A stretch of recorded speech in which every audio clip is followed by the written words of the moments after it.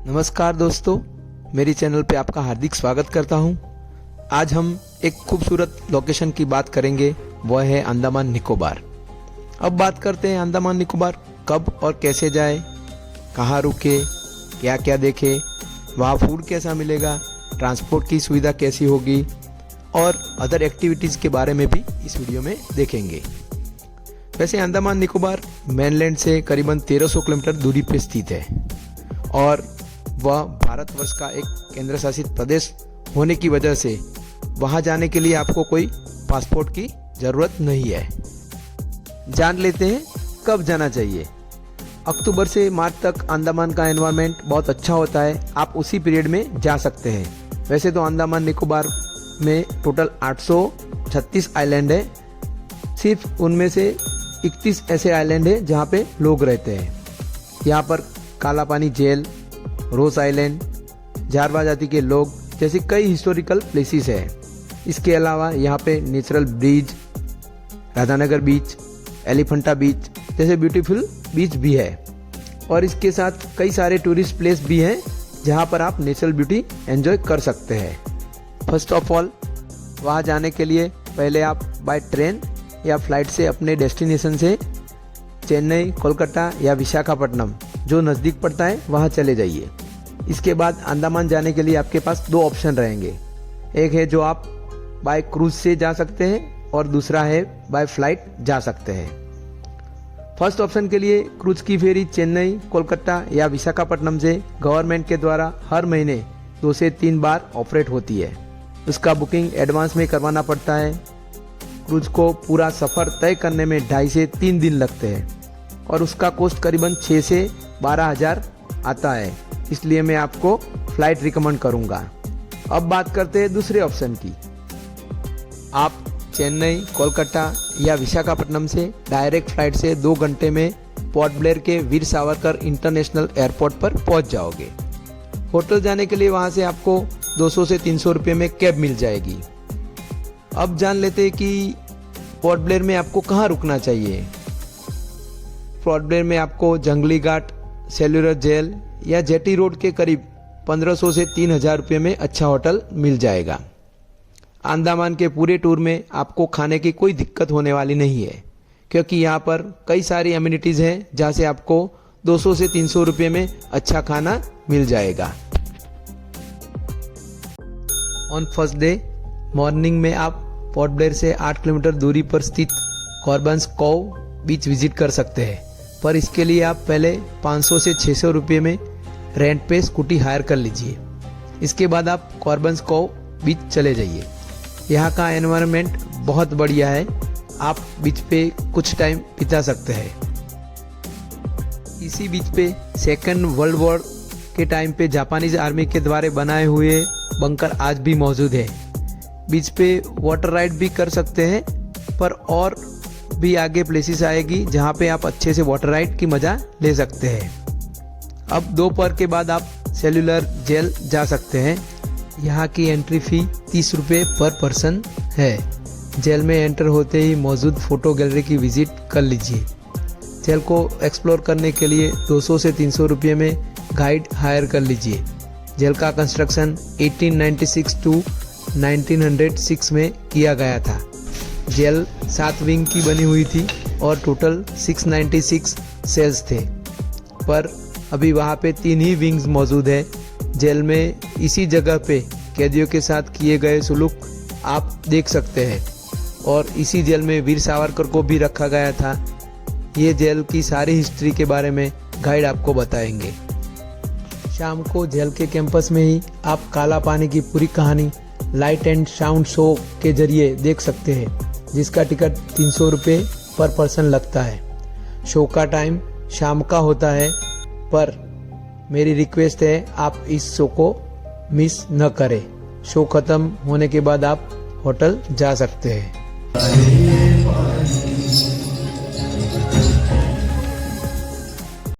On second day सुबह 9 बजे आप Ross Island and North Bay Island जा सकते हैं। इसके लिए आप Rajiv Gandhi water sports complex चले जाइए और वहीं से दोनों आइलैंड का टिकट ले लीजिए। रश अवॉइड करने के लिए आप एडवांस में टिकट ऑनलाइन बुक माई बोट वेबसाइट से भी बुक कर सकते हैं। टिकट का रेट कुछ इस तरह रहता है। रोज आइलैंड, जो कि अब नेताजी सुभाष चंद्र बोस आइलैंड के नाम से जाना जाता है, वहाँ पर जाने में आपको बोट से 15 से 20 मिनट लगती है। वहाँ आप ब्रिटिश टाइम का पुराना स्ट्रक्चर देख सकते हैं। ये देखने के बाद आप नॉर्थ बे आइलैंड जा सकते हैं। ये आइलैंड एक्सप्लोर होने के बाद आप वापस पोर्ट ब्लेयर आ जाइए और वहीं पे आप समुद्रिका नेवल मराइन म्यूजियम भी जा सकते हैं। म्यूजियम मंडे के अलावा हर रोज सुबह 9 बजे से लेके शाम 5 बजे तक विजिट के लिए ओपन रहता है। उसका टिकट 50 रुपीज़ पर पर्सन लगता है। म्यूजियम में आइलैंड का ecosystem, plants, animals, tribal communities and marine life के बारे में एक अच्छा कलेक्शन आपको देखने को मिलेगा। म्यूजियम का मेन आशय ocean environment and marine life के बारे में अवेयरनेस लाना है। इसी म्यूजियम में अलग अलग कलरफुल फिश का एक अच्छा एक्वेरियम भी है और एक सेक्शन में different types of coral and different types of shell भी आप देख सकते हैं। इसी म्यूजियम में ब्लू व्हेल का एक बड़ा सा स्केलेटन आपको देखने को मिलेगा। यहाँ पर एक शॉप है जहाँ से आप हैंडीक्राफ्ट, बम्बू क्राफ्ट, सी शेल के आइटम परचेज कर सकते हैं और इसके बाद आप होटल जा सकते हैं। ऑन थर्ड डे सुबह आप हेडो जेट्टी से हेवलॉक जा सकते हैं, मगर इसके लिए आपको क्रूज एडवांस में बुक करना चाहिए। अगर गवर्नमेंट फेरी से जाना चाहते हो तो आप एडवांस में गवर्नमेंट वेबसाइट से या फिर पोर्ट ब्लेयर आते ही मरीन जेट्टी से हेवलॉक और नील आइलैंड के लिए गवर्नमेंट फेरी की टिकट बुक कर लेनी चाहिए। आप प्राइवेट क्रूज की टिकट मैक क्रूज, नोटिका, ITT मैजेस्टिक्स जैसे क्रूज की वेबसाइट से ऑनलाइन बुक कर सकते हैं। पोर्ट ब्लेयर से हेवलॉक की दूरी 2 घंटे में तय हो जाएगी और टिकट क्लास के हिसाब से 1500 से लेकर 3000 रुपये में मिल जाएगी। हेवलॉक जेट्टी से थोड़ी दूरी पर 2000 से 3000 रुपये में अच्छा होटल मिल जाएगा। आप होटल एडवांस में भी बुक कर सकते हैं। हेवलॉक एक्सप्लोर करने के लिए 500 से 600 रुपये में स्कूटी मिल जाएगी। फिर फ्रेश होके आप काला पत्थर बीच चले जाओ। यह बीच शांत बीच है, वहाँ पर आप 1-2 घंटे अच्छे से बिता सकते हैं। दोपहर के बाद राधानगर बीच चले जाइए। यह बीच एशिया का वन ऑफ द बेस्ट बीच है जो अपनी वाइट सैंड और क्रिस्टल क्लियर वाटर के लिए जाना जाता है। बीच पर आप स्विमिंग का एक्सपीरियंस भी कर सकते हैं। यहाँ के स्टॉल से आपको नाश्ता और फ्रूट डिश मिल जाएगी। शाम को यहाँ का सनसेट मिस न करें और इसके बाद आप वहाँ से होटल पे जा सकते हैं। ऑन फोर्थ डे आप दिन की शुरुआत स्कूबा डाइविंग से कर सकते हैं। हेवलॉक में होटल वाले से पूछ के या वहीं पे स्थित डाइविंग स्कूल से आप स्कूबा डाइविंग का एक्सपीरियंस कर सकते हैं। स्कूबा डाइविंग से पहले आपको फॉर्म्स फिल करके ट्रेनिंग देंगे और इसके बाद आपको स्कूबा डाइविंग के लिए ले जाएंगे। यहाँ पर आपको सी में 20 फीट गहराई तक ले जाएंगे और आधा घंटे तक आपको मराइन लाइफ दिखाएंगे।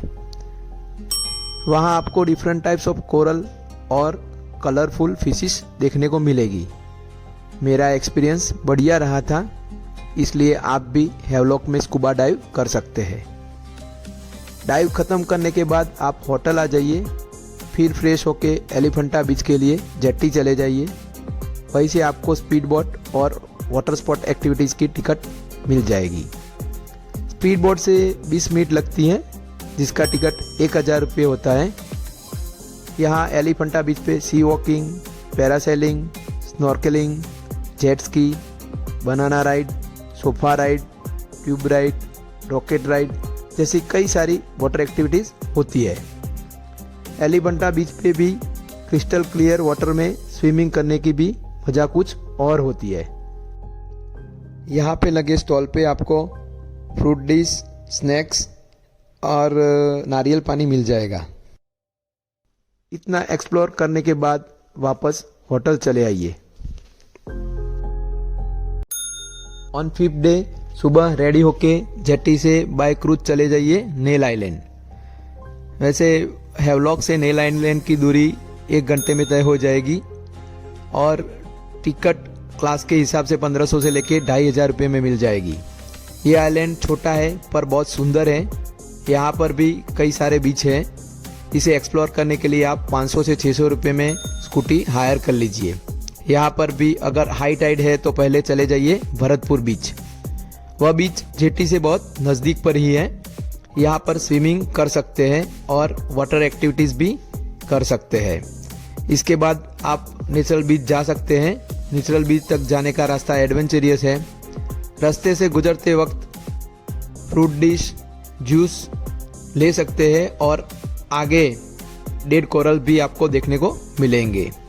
कई बार हाई टाइड की वजह से कलरफुल फिशिश सी शोर में आ जाती है। आप यहाँ पर फिश फीडिंग का मजा ले सकते हैं, पर यह बीच एक्सप्लोर करने के लिए गाइड लेना बहुत ज़रूरी है। गाइड आपको मराइन लाइफ के बारे में अच्छे से बताएंगे। इसमें आपको डिफरेंट टाइप्स ऑफ कोरल और फिशिस के बारे में बताएंगे। हमारा एक्सपीरियंस बहुत बढ़िया रहा था। नेचुरल बीच देखने के बाद शाम को नेल जेट्टी से वापस पोर्ट ब्लेयर आ जाइए। नेल से पोर्ट ब्लेयर की दूरी 75 मिनट में तय हो जाएगी और क्लास के हिसाब से 1500 से 3000 रुपये में टिकट मिल जाएगी। जैसे ही पोर्ट ब्लेयर के हेडो जेट्टी पर पहुंचे तब बारिश हो रही थी। जैसे रुक गई तब हम होटल चले गए। ऑन 6th डे आप बाराटंग जा सकते हैं। इसके लिए आप सुबह 3:30 बजे रेडी हो जाइए। पहले वहां जाने के लिए एडवांस में कैब बुक कर लेना चाहिए। कैब का रेंट 4500 रुपये लगेगा। पोर्ट ब्लेयर से बाराटंग 100 किलोमीटर की दूरी पे है। अर्ली मॉर्निंग फर्स्ट कॉन्वे के साथ निकलना ही अच्छा रहता है, जिसे आप बाराटंग अच्छे से एक्सप्लोर कर सके। पोर्ट ब्लेयर से करीबन 50 किलोमीटर दूरी पे है जीरकाटंग। वहीं से झारवा फॉरेस्ट में एंटर होने की परमिट लेनी होती है। वो सब एडवांस में कैब वाले अच्छे से मैनेज कर लेते हैं। फॉरेस्ट के रास्ते में आपको जारवा जाति के लोग कई बार दिखाई देते हैं। यहाँ फोटोग्राफी या वीडियोग्राफी अलाउड नहीं है। लास्ट में कैब आपको फीडर स्ट्रेट पे छोड़ेगी। उधर से गवर्नमेंट क्रूज में आपको सामने बाराटंग आइलैंड पे ले जाते हैं। ये रास्ता आगे बाराटंग से होके दिगलीपुर तक जाता है, इसलिए आगे जाने वाले व्हीकल्स भी क्रूज पे लोड हो जाते हैं। क्रूज से उतर के वही स्पीड बोट से आप लाइमस्टोन केव जा सकते हैं। स्पीड बोट का रेंट 900 रुपये पर पर्सन होता है और 15 से 20 मिनट में आपको लाइमस्टोन केव से 1.2 किलोमीटर पहले छोड़ देती है। स्पीड बोट जब मैंग्रोव फॉरेस्ट से होके गुजरती है तब उसका नज़ारा बहुत एडवेंचरियस लगता है। स्पीड बोट से उतर के वहीं से 1.2 किलोमीटर पैदल जंगल से गुजरते हुए चलना होता है। यहाँ गाइड आपके साथ रहेगा, वह पूरी जानकारी देगा। जंगल के रास्ते आपको लेमन जूस भी मिलेगा। एट लास्ट आप पहुंच जाओगे लाइमस्टोन केव्स। लाइमस्टोन केव्स में baby elephant, lion claws, lotus जैसे डिफरेंट शेप्स आपको दिखाई देंगे। ये एक्सप्लोर होने के बाद आप वापस पैदल चले आइए एग्जिट पॉइंट पे।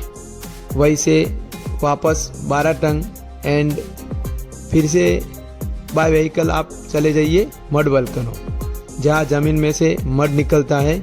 वो देखने का एक्सपीरियंस कुछ अलग ही होता है। जैसे ही मड वोल्केनो एक्सप्लोर हो जाए तो इसके बाद वापस चले आइए बाराटंगा और वहीं से जारवा फॉरेस्ट होके आप वापस पोर्ट ब्लेयर। टाइम रहते यहाँ के लोकल मार्केट से परचेज करके आप होटल जा सकते हैं। नेक्स्ट मॉर्निंग फ्लाइट के टाइम के हिसाब से आप वीर सावरकर इंटरनेशनल एयरपोर्ट चले जाइए और वहीं से अपनी डेस्टिनेशन के लिए उड़ान भर सकते हैं। अब हम बात करते हैं टोटल एक्सपेंस के बारे में। यह आप देख सकते हैं hotel, cruise, cab, scooty, speedboat, food, scuba diving और एक्स्ट्रा मिला के टोटल 55,000 रुपये एक्सपेंस आएगा। ये हो गई एक्सपेंस की बात। अब मेरी एक एडवाइस है कि अगर आप फ्री होके अंडमान का टूर करना चाहते हो तो होटल, क्रूज और स्पीड बोट का टिकट एडवांस में ऑनलाइन बुक कर लीजिए। और एक एडवाइस है कि आप साथ में सनग्लासेस, छाता, हैट, सनस्क्रीन लोशन जरूर रखिएगा। यहाँ पर ये सफ़र ख़त्म करते हैं, फिर मिलेंगे और एक नई प्लेस के साथ। Thank you very much for watching my video.